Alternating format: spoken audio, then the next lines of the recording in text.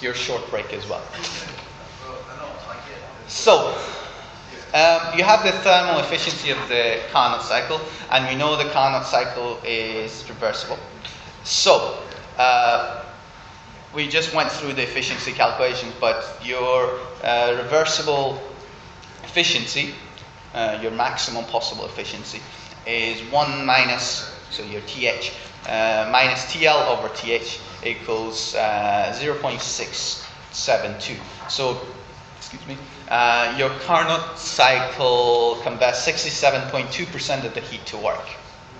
That's the efficiency of your ideal Carnot cycle for this system.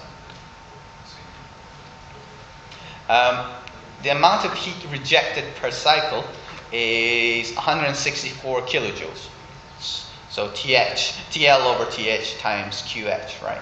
Now, that basically means of the 500 kilojoules, you're losing 164 kilojoules to your cold reservoir. You're converting 164 kilojoules to low quality heat and the rest into work in an ideal system. Now, of course, in a real life system, it is significantly different. You can get fairly close to this with using modern boilers for power generation, using modern boilers, combining heat and power. So if, let's say, a petrol engine is about 30%, 35% efficient at its highest efficiency. If you combine heat and power in, let's say, building, then you can increase this efficiency to almost 80%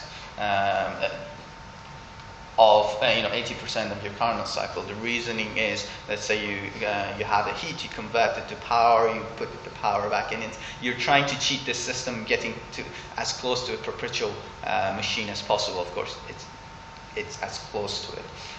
So anyway, as a future tip, look into CHP, combined heat and power. There's plenty of research here, and that's one of those future industries that you can use. But then, if you like thermodynamics, to be honest. So, continuing with the lecture, you have all all-reverse heat engines take heat from a cold reservoir. So we're going to talk about effectively refrigeration systems now. All-reverse heat engines take heat from the cold reservoir and move it to a higher temperature reservoir. So work is clearly required to do this to compensate for the increase in the quality of heat. So what that basically means, let's say you have a fridge, you take that heat. Now this is, I'm going to introduce a different concept of efficiency.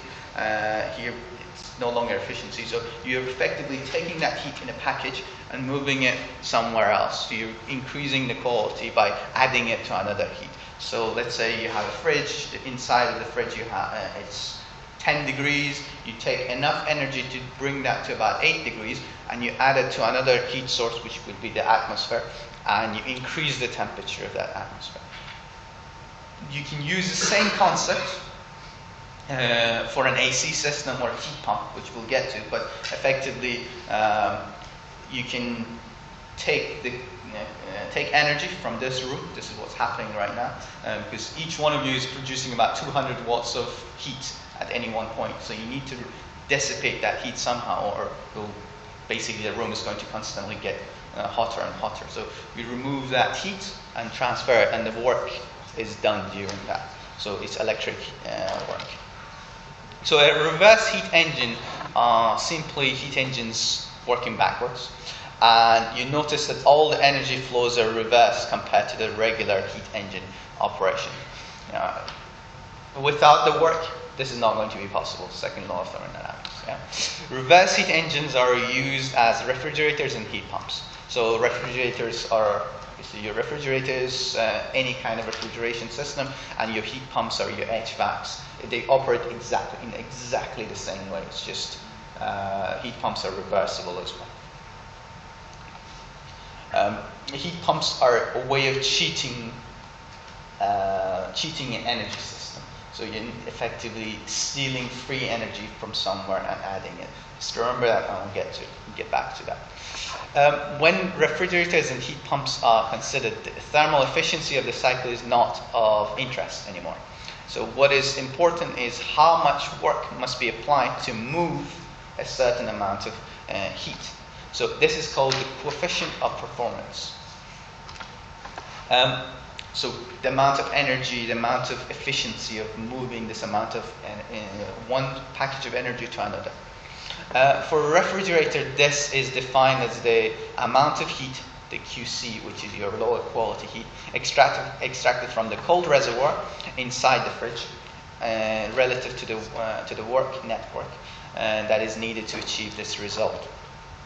So your COP of the fridge is QC over network. Now, if you look at it for a heat pump system for a house, you can actually take heat from, let's say it's 4 degrees outside, you can still take the heat from that 4 degrees and bring it into a room and increase the room temperature by, let's say, 1 degree or 2 degrees using a network, so using your compression system to convert that. Now, you don't need to know how the compression system works, but what I'm getting at is it's the free energy. Now, if it gets to 0 degrees or minus 1 degree, it's not going to be very efficient. So what you can do is you can have a heat source buried deep underground, and that will provide the extra heat because the ground doesn't cool down to, let's say, minus 0 degrees or minus 1 degree. It always keeps a certain amount of heat, so you can remove that energy.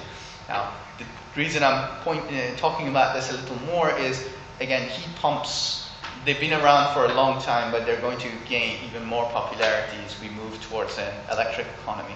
And typically, electricity is about 33% efficient, so if you look at your house bills, I know, if you pay them, you pay about 3 times more for your electricity than your gas. So if you can increase that efficiency, so if you can use, let's say, 3 times less electricity to heat up the house, then you can actually, instead of using gas boilers, you can use electric. Or if you already have electric, if you can increase that efficiency. And we'll get to a question that covers that a bit more in detail. The COP for heat pumps, the amount of heat, QH, supplied to a hot reservoir relative to work network is needed. So COP of heat pump is QH, the higher quality heat, with respect to network. And heat pumps and refrigerators are reverse heat engines connected to COPs to thermal efficiency. So a COP of heat pump is 1 over its efficiency. That's important to remember. COP of a reverse heat pump with respect to T is TH over TH minus TC. Does that equation remind you of something? Yeah.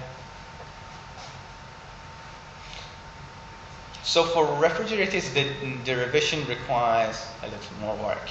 The COP of a fridge is QC over network. So applying the first law to numerators gives COP of a refrigerator, fridge, QH minus the network. So the hot temperature, the higher quality, minus the amount of work that is input over the total network.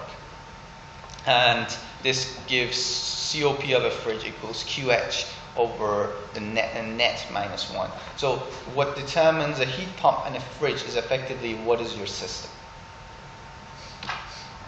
This is the same as COP of a fridge, 1 over efficiency minus 1. So the amount of work required to cool down inside, the amount of work required to remove the specific heat and dissipate it. Differences between fridge and heat pump.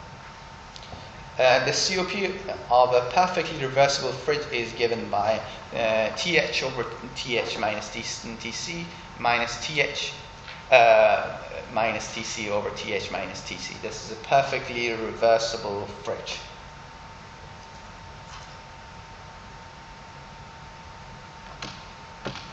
So combining and simplifying gives you don't need to remember these revisions for the exam. It's just so you understand where it comes from and what is the difference between a fridge and a heat pump.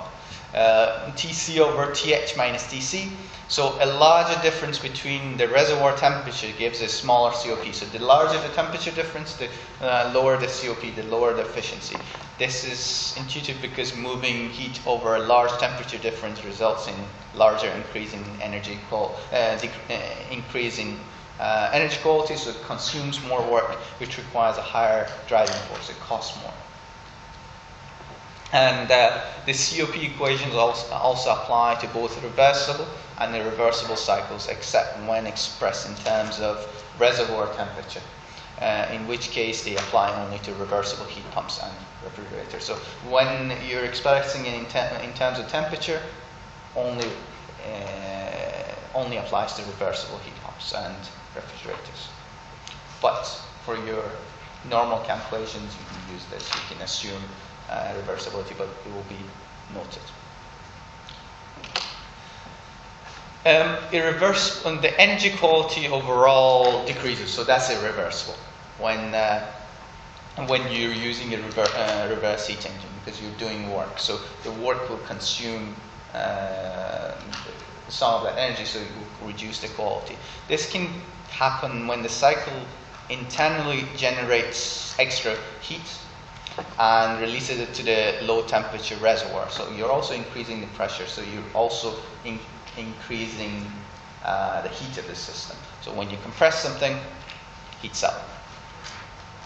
This means that for the same work, the irreversible cycle extracts QS less heat from the cold reservoir and the pumps. So QS less heat to the hot reservoir is the COP of irreversible fridge equals QC minus the QE, the heat produced within the process, over the network. So COP irreversible is COP reversible fridge minus QE over network. So the COP of an irreversible fridge is always going to be lower than the COP of a reversible fridge. Again, important to remember ideality and non-ideality and why this happens. So if you're asked the COP of this fridge is 7, why in reality would this be different? You have to be able to explain that.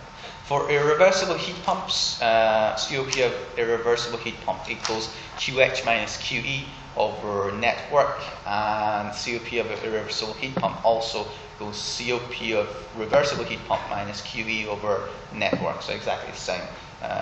Just this time you're considering the higher quality heat because you're dissipating heat. Fridge, you're dissipating from inside, this you're dissipating from outside. So, hence the same result is obtained for heat pumps. Any irreversible cycle must have a lower COP than a reversible heat pump, which makes sense. So, let's do another question, again from that book. The food compartment of the fridge is maintained at 4 degrees Celsius by removing heat from it at a rate of 360 kilojoules per minute. If the required power input to the refrigerator is 2 kilowatts, determine the coefficient of performance of the refrigerator and the rate of heat rejection to the room that houses the refrigerator. So remember, you're removing heat from a fridge and you're throwing it in